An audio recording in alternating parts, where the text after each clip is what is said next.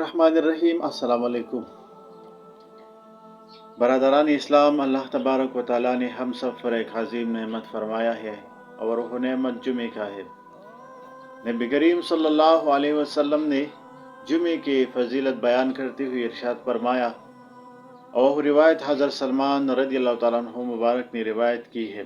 کہ رسول اللہ صلی اللہ علیہ وسلم نے ارشاد فرمایا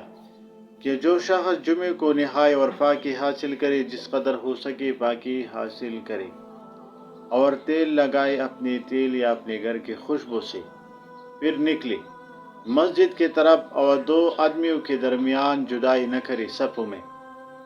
یعنی اس کا گردن ایک دوسرے سے الگ نہ کرے، پھر نماز پڑھے جو اس کے لیے مقرر کی گئی ہے، اور امام کے خطبہ پڑھنے کے وقت چپ ہو جائے تو معاف کر دیا جاتی ہے، یعنی اس بندے کو گناہوں کا معافی کر دیتے ہیں۔ وہ گناہ جو درمیان اس جمعے اور دوسرے جمعے کا ہے، اللہ تبارک و تعالیٰ اس بندے سے بخشتے ہیں۔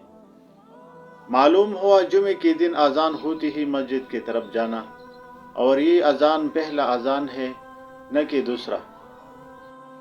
لوگوں کے درمیان صفوں میں ایک دوسرے سے جدا کرنا، خوشبو یا تیل لگا کر گھر سے نکلنا، خطبے کے وقت خاموش ہو کر سننا، نہ کہ اپنے بدن سے، اپنے لباس سے، اپنے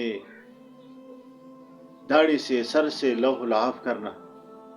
کہ جو ثواب اللہ تبارک و تعالیٰ نے مقرر کی ہے اس سے محروم نہ ہو جائے۔ جو اس بندی سے اس جمعے اور دوسرے جمعے کے درمیان جو گناہ ہوئی ہے، اللہ تبارک و تعالیٰ اس بندے کو معاف کر دے گا۔ اللہ تبارک و تعالیٰ ہم اور آپ کو اس حدیث پر عمل کرنے کی توفیق عطا فرمائے۔ وما علینا الا البلاغ المبین۔